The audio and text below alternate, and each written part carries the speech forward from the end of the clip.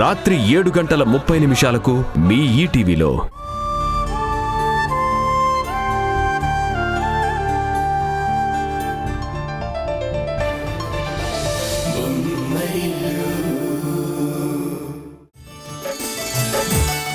మొత్తానికి మేం కోరుకున్నట్టుగా మా కూతురు పెళ్లి మా చేతుల మీదుగా జరుగుతోంది.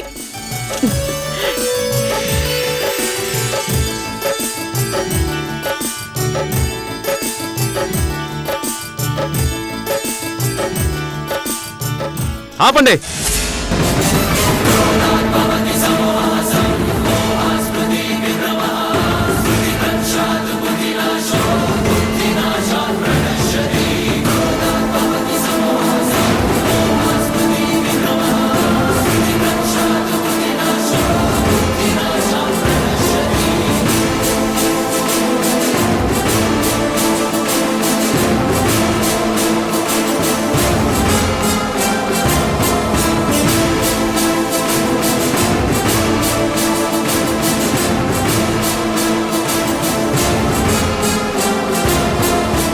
ఈ పెళ్లి జరగడానికి వీల్లేదు.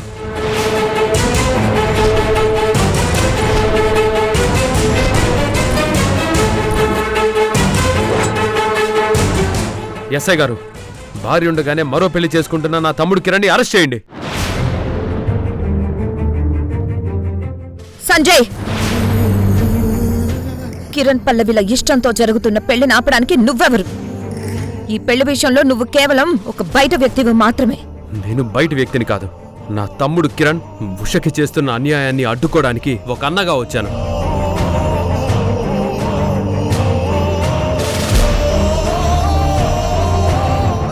ఉష మౌనాన్ని అందరూ ఆసరాగా వాడుకోవచ్చు, కానీ చట్టం చూస్తూ ఊరుకోదు.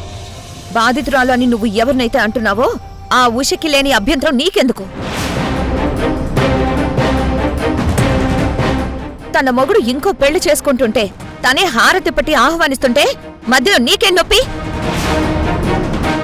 ఉష కేసు పెట్టనప్పుడు ఏ చట్టం కిరణ్ ని టచ్ చేయలేదు, ఈ పెళ్లిని ఆపలేదు.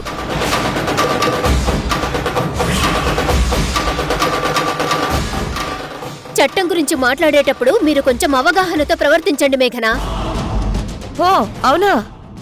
అయితే లాయర్ గారు, మీ సెక్షన్లు కోర్టులో చూసుకోండి, ఇక్కడ కాదు. ఈ పెళ్లి ఫ్యామిలీ మ్యాటర్. నువ్వనుకుంటున్నట్టు ఇది కేవలం ఫ్యామిలీ మ్యాటర్ కాదు.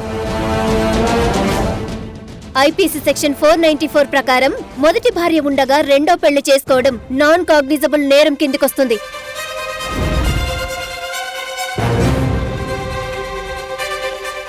భార్యను మానసికంగా వేధించి బలవంతంగా ఈ పెళ్లికి ఒప్పించడం కూడా నేరమే. బలవంతంగా ఒప్పించడం ఏంటి? తనే ఇష్టంగా ఒప్పుకుంది. ఒక ఆడది తన మాంగళ్యాన్ని ఇంకొకరికి దారబోస్తుంది అంటే దాని వెనుక ఎంతటి మానసిక ఒత్తిడి ఉంటుందో చట్టానికి కూడా తెలుసు. దీనినే సుమోటో యాక్షన్ కింద కూడా పరిగణించవచ్చు. ఒక పబ్లిక్ ప్లేస్ లో 10 మంది సాక్షిగా చట్టవిరుద్ధమైన కృత్యం జరుగుతుంటే బాధ్యత ఉన్న ఎవ్వరైనా పోలీసులకి సమాచారం ఇవ్వచ్చు. ఇక్కడ సంజయ్ గారు కూడా అదే చేశారు.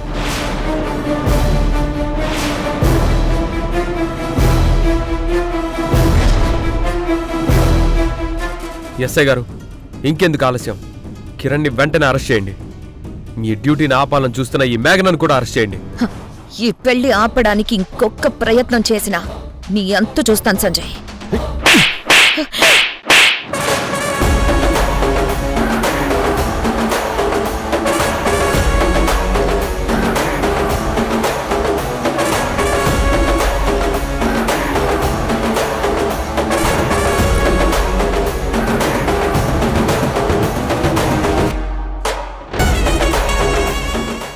నన్నే కొడతావా? నీ నోటి నుంచి ఇంకొక్క మాట వచ్చినా నాలుక చీరేస్తాను.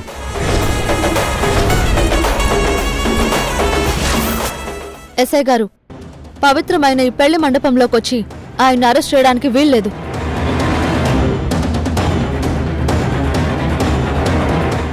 అసలు ఆయన అరెస్ట్ చేయడానికి మీకు అధికారం ఎక్కడి నుంచి వచ్చింది? మీ బావగారే కంప్లైంట్ ఇచ్చారు. నాకు అన్యాయం జరుగుతుంటే కంప్లైంట్ ఇవ్వాల్సింది మా బావగారు కాదు, నేను.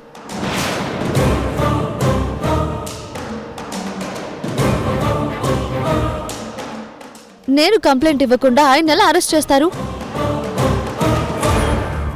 ఇంత దూరం వచ్చాక కూడా నీ మంచితనం వదులుకోకపోతే నువ్వు నష్టపోతావు ఉషా. అడ్డు తప్పుకో. లా అండ్ ఆర్డర్ని తన పని చేసుకో నువ్వు. నేను లా అండ్ ఆర్డర్కి వ్యతిరేకం కాదు బావగారు, మీరు చేస్తున్న దానికి వ్యతిరేకం.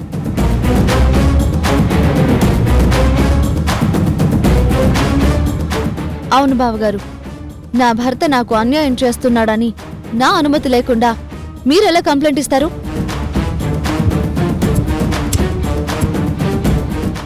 ఇక్కడికొచ్చి పోలీసులు ఎలా అరెస్ట్ చేస్తారు? అది కాదమ్మా, నేను చెప్పేది విను. వద్దు బావగారు, ఆయన ఇష్ట ప్రకారమే పెళ్లి జరగాలి. ఆయన సంతోషానికి విరుద్ధంగా ఎవరు అడ్డొచ్చినా నేను ఊరుకోను. ఉషా, ఇది కేవలం నీ పర్సనల్ మ్యాటర్ కాదు, చట్ట ప్రకారం ఇది నేరం. శ్రీనిధి, నువ్వు చట్టం గురించి మాట్లాడుతున్నావు, నేను ధర్మం గురించి మాట్లాడుతున్నాను. నా భర్త కోరుకున్నట్టు నడుచుకోవడం, అతని మాటకి విలువివ్వడం నేను నమ్మిన ధర్మం. పల్లవిని పెళ్లి చేసుకోవడం వల్ల ఆయనకు ఆనందం దొరుకుతుంది అంటే ఆ ఆనందానికి అడ్డుపడే హక్కు నాకు కూడా లేదు. ఇంకా మీకెక్కడి నుంచి వస్తుంది?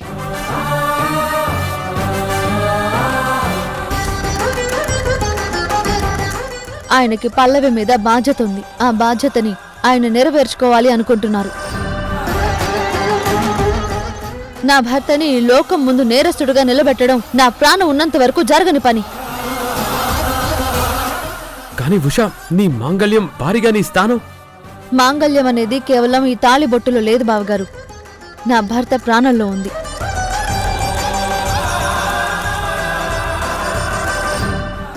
ఆయన క్షేమంగా ఉంటేనే నా ఐదోతనం. ఆయన సంతోషంగా లేని చోట నా మెడలో ఎన్ని తాళ్లు ఉన్నా అవి నాకు ఊరి తాళ్లే అవుతాయి. భార్య అంటే సహధర్మచారిణి. ఆయన ధర్మంలో నేను తోడున్నాను, ఆయన బాధ్యతలో కూడా నేను తోడుంటాను.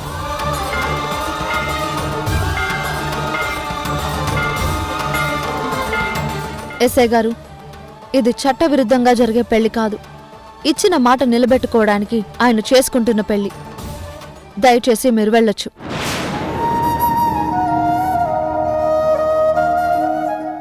Sorry sir. కానిస్టేబుల్స్,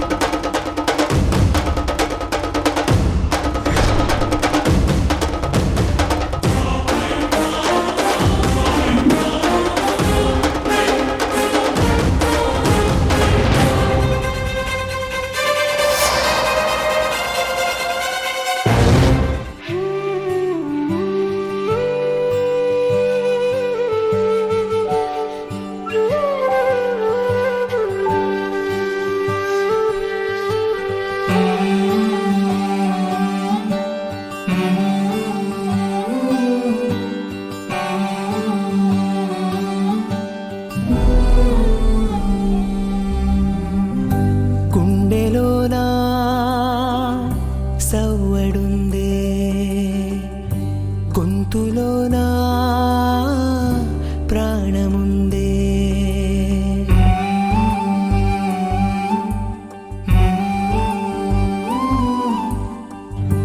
గుండెలోనా సవ్వడుందే, గొంతులోనా ప్రాణముందే. ఊపిరి మాత్రం ఉన్న పళంగా పోతున్నట్టుందే. ఉక్కిరి బిక్కిరి చేసే బాధే చుట్టుముట్టిందే. ఓరోరి దేవుడో, ఎన్నెన్ని సితారాలు సేతావు నీ రాతలో. నీ సేతి బొమ్మలా ఈ నేల మీద మేము ఆడాలి ఎన్ని ఆటలో.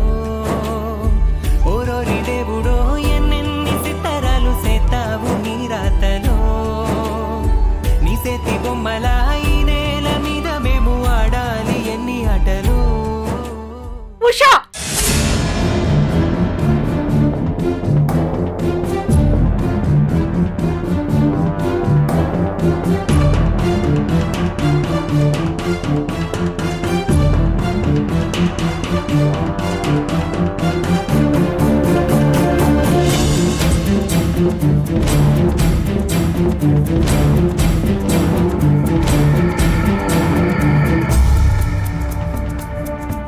నువ్వేం చేస్తున్నావో నీకు అర్థమవుతుందా? లోకంలో ఏ భార్య భర్త కోసం చెయ్యని త్యాగం చేసి నీ కాపురాన్ని నువ్వే కూల్చుకుంటున్నావన్న విషయం నీకు తెలుస్తుందా? భార్య బ్రతికొండగానే ఇంకో ఆడదాని మెళ్ళో తాళి కట్టడానికి సిద్ధమవుతున్నాడు నీ భర్త. అలాంటి వాడి గురించి నీకెందుకే ఇంత త్యాగం?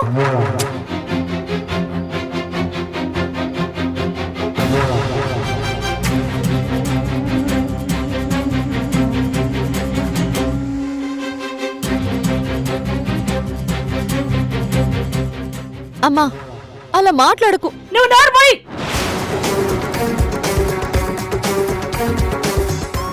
ఇక్కడ ఇంత పెద్ద తప్పు జరుగుతుంటే ఒక్కరు కూడా నోరు మెదపకుండా అందరూ చోద్యం చూస్తున్నారే. అది మీ ఇంట్లో మీ ఆడపిల్లకి ఇలా జరిగితే ఇలాగే చూస్తూ ఊరుకుంటారా?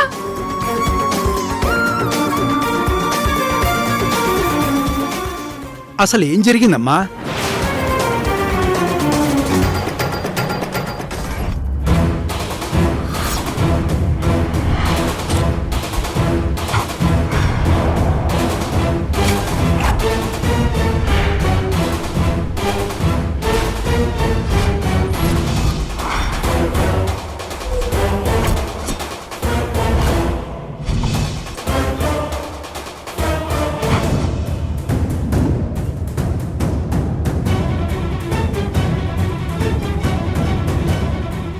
నీ భర్త నిన్ను ఇంత మోసం చేస్తున్నా అది ఏదీ పట్టించుకోకుండా దగ్గరుండి మరీ నీ భర్తకు ఎలా సహకరించగలుగుతున్నావమ్మా?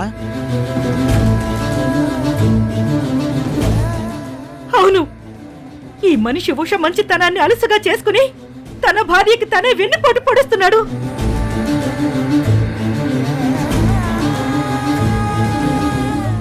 జరిగిన పొరపాటు అర్థం చేసుకున్నందుకు కట్టుకున్న భార్యని కన్నీటికి వదిలేస్తున్నాడు.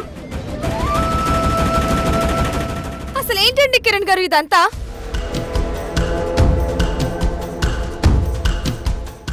ఇక్కడ ఏం జరుగుతుంది?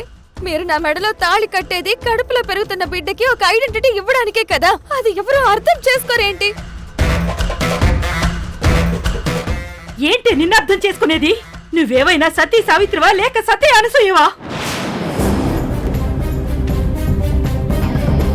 ఏదో గొప్ప పని చేస్తున్నట్టు మాటలు పలుకుతున్నావు. చాలా ఆపండి. ఒక్కరంటే ఒక్కరు కూడా ఇంకొక్క మాట మాట్లాడడానికి వీల్లేదు.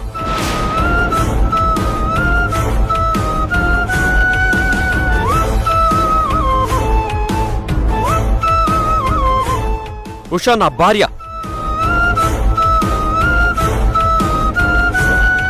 తనకి న్యాయం జరుగుతుందో అన్యాయం జరుగుతుందో తేల్చడానికి నేనున్నాను, తనుంది. మధ్యలో మీరెవరు?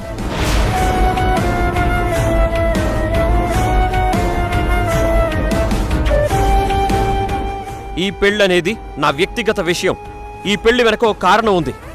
ఆ కారణం ఈ ప్రపంచంలో ఉన్న ప్రతి ఒక్కరికి అర్థం అవ్వాల్సిన అవసరం లేదు. మీ అందరినీ ఒప్పించాల్సిన కర్మ నాకంతకంటే లేదు.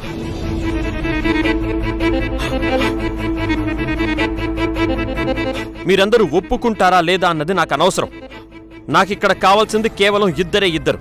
వాళ్ళు నా మనసు తెలిసిన నా భార్య ఉషా, నా పక్కనున్న పల్లవి. నా భార్య అంగీకారంతో, నా భార్య సమక్షంలో ఈ పెళ్లి జరుగుతున్నప్పుడు ఇంక మీ ఎవరి అంగీకారాలు నాకు అవసరం లేదు.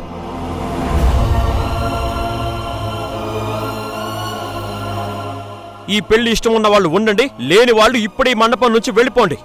నాకు మీ ఆశీర్వాదాలు అక్కర్లేదు, ఉషకి మీ సానుభూతి అస్సలు అక్కర్లేదు.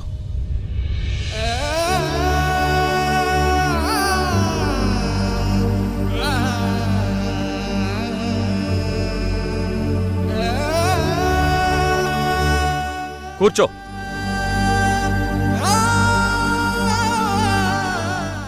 పంతులు గారు మంత్రాలు చదవండి.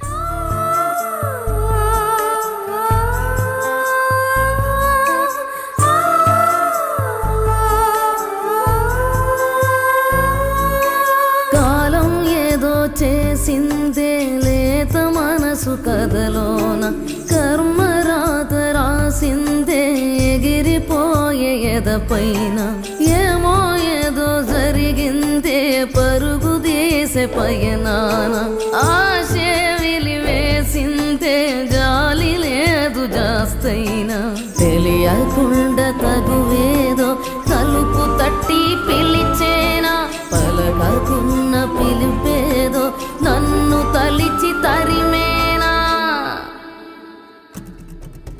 తప్పే తప్పే ఊరిది పాపం తెలియక చేసిన తగిలింది శాపం తప్పే తప్పే జరిగింది నేరం తెలివిగా చెప్పిన లేదయ్యా న్యాయం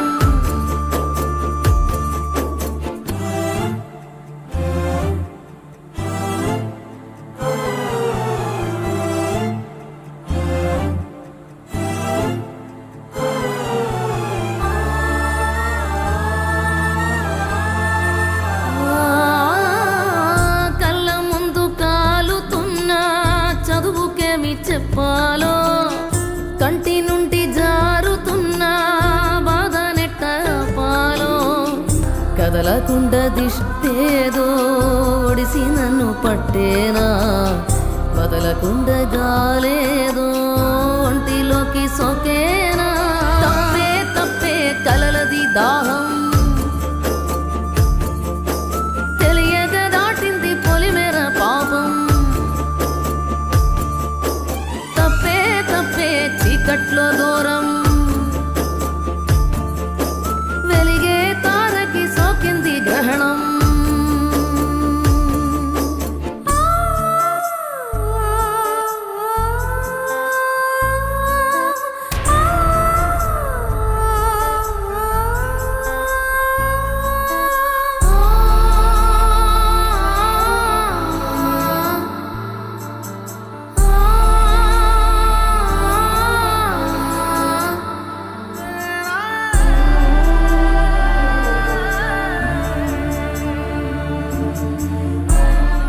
ఉషా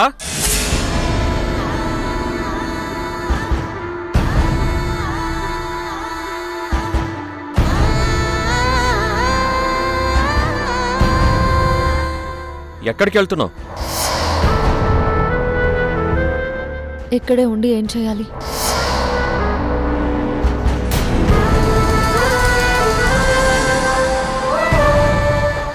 అదేంటి నీ చేతులారా పెళ్ళిని ఇక్కడి వరకు తెచ్చి తీరా తాళి కట్టే సమయానికి వెళ్ళిపోతానంటావేంటి? అవును, నా చేతులారా పెళ్లిని ఇక్కడి వరకు తీసుకొచ్చాను. ఎందుకో తెలుసా? మీరు మారతారని.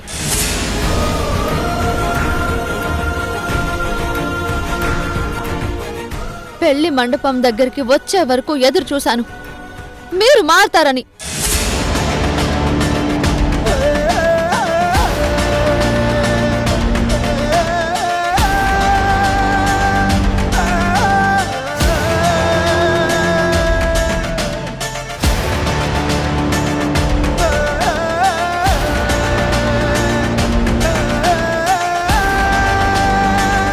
పెళ్లి పిట్టల మీద కూర్చునే వరకు ఎదురు చూశాను, మీరు మారతారని.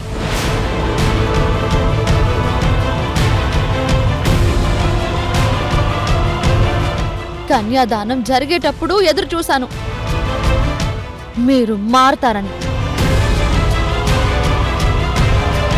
పెళ్లి ఆపడానికి ఒకరి తర్వాత ఒకరు ప్రయత్నం చేస్తున్నప్పుడు చూశాను, మీరు మారతారని.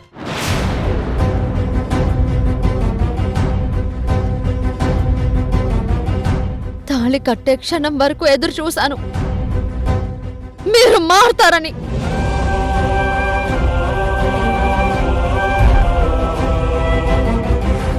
కానీ మారలేదు. ఇంకా నా ఎదురుచూపులకు విలువ లేదని, మీ జీవితంలో నాకు స్థానం లేదని అర్థమైంది.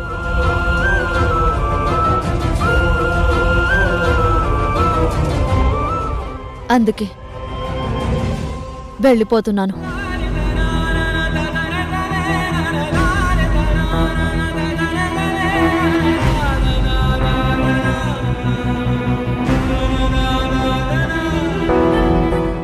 ఉషా,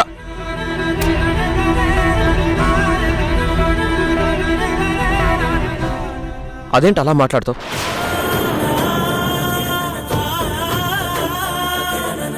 నీకు ముందే చెప్పినట్టుగా పల్లవి కడుపులో ఎదుగుతున్న ప్రాణానికి గుర్తింపునివ్వడం కోసమే పల్లవి మెడలో తాళి కడుతున్నాను.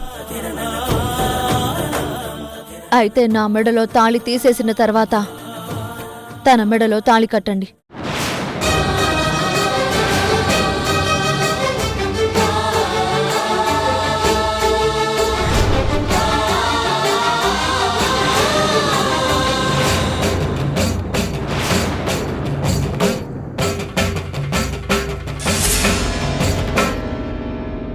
మూడు ముళ్ల బంధాన్ని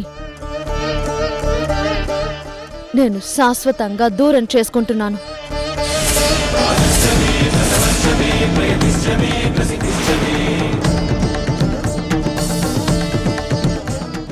ఉషా, ఎప్పుడైతే ఉష తాళి తీసేసిందో అప్పుడే నువ్వు తన భర్త స్థానాన్ని కోల్పోయావు. కిరణ్ ఖచ్చితంగా వస్తాడు, పల్లవి మెడలో తాళి కడతాడు.